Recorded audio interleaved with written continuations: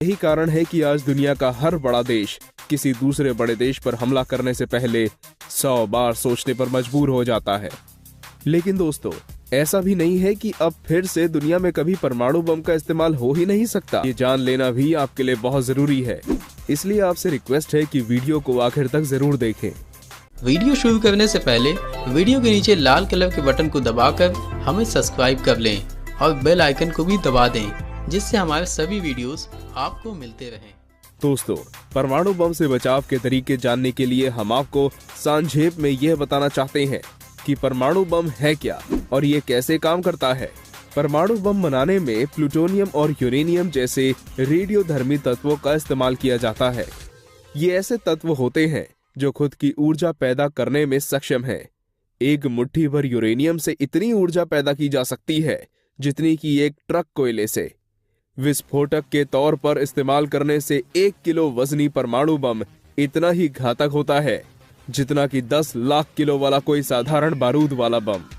दोस्तों, परमाणु बम के हमले से बचने के लिए जो सबसे पहला कदम आपको उठाना चाहिए वो ये है कि अगर हमारे देश के साथ किसी दूसरे देश का युद्ध छिड़ जाए और हालत सुधरने की जगह बजाय दिन पर दिन खराब होती जाए और आपको ऐसा लगे कि कोई देश हमारे देश पर परमाणु हमला कर सकता है या करने की धमकी दे रहा है, तो सबसे पहले तो अगर आप घनी आबादी वाले क्षेत्र मसलन दिल्ली, मुंबई जैसे बड़े शहरों में रहते हैं तो तुरंत इन शहरों को छोड़कर आप अपने किसी ऐसे दोस्त या रिश्तेदार के घर जा सकते हैं जो छोटे शहरों या गांव में रहते हैं।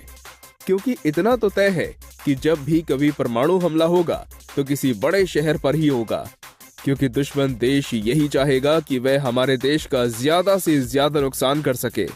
ऐसे किसी शहर पर जहां कोई ऐतिहासिक इमारत वगैरह है, जैसे कि आगरा जैसे शहर पर परमाणु हमला होने के आसार ज्यादा होंगे, तो सबसे पहले तो आपको यही कोशिश करनी चाहिए कि आप ऐसी किसी भी शहर से दूर चले जाएं।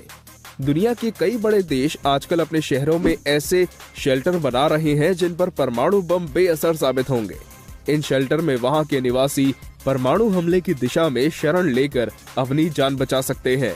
लेकिन भारत में ऐसे शेल्टर सिर्फ आर्मी के लिए हैं, जहां पर युद्ध के दौरान देश के बड़े वीआईपी नेताओं को ही शरण मिलेगी। किसी आम इंसान को वहां फटकने भी नहीं दिया जाएगा।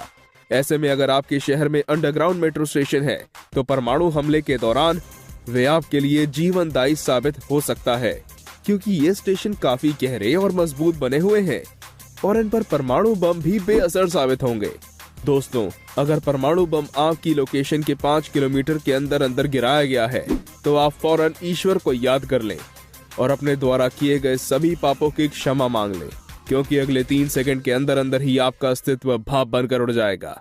अगर परमाणु हमले से आपकी लोकेशन 5 किलोमीटर से ज्यादा है तो आप बच सकते हैं। धमाका सुनाई देने के बाद अगर आपके पास कोई बेसमेंट हो तो जितनी जल्दी हो सके उस बेसमेंट में शरण लें।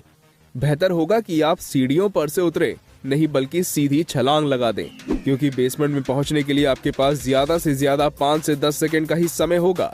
बेसमेंट में पहुंचने पर आप जमीन पर उल्टा लेट जाएं, अपने दोनों हाथों को सर पर रखते हुए कानों को ढक लें, क्योंकि जल्द ही आपको एक और जोरदार धमाका सुनाई देगा जो पहले वाले धमाके से 100 गुना ज्यादा ताकतवर होगा।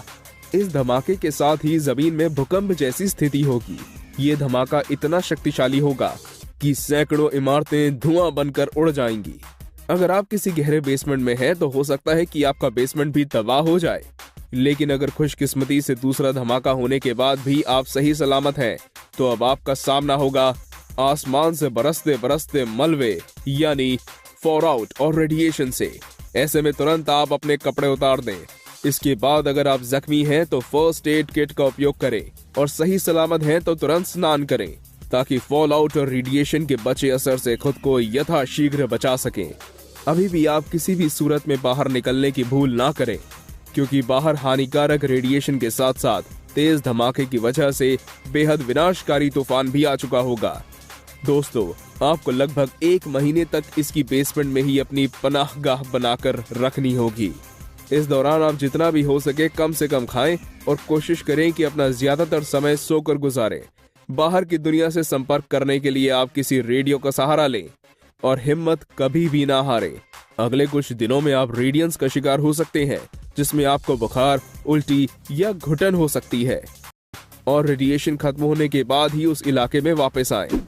तो दोस्तों, आज इस वीडियो में बस इतना ही। भगवान ना करे कि कभी हम में से किसी एक के साथ ऐसी हालत हो कि हमें इन उपायों की मदद लेनी पड़े। उम्मीद है आपको वीडियो पसंद आया होगा। अगर पसंद आया हो तो वीडियो को लाइक करना ना भूलें और चैनल को सब्सक्राइब जरूर कर लें। धन्यवाद। अगर आपको ये वीडियो अच्छा लगा हो तो लाइक, शेयर और कमेंट जरूर करें और साथ में ऐसे ही नए वीडियो देखने के लिए हमारे चैनल को सब्सक्राइब भी कर लें। वीडियो देखने के लिए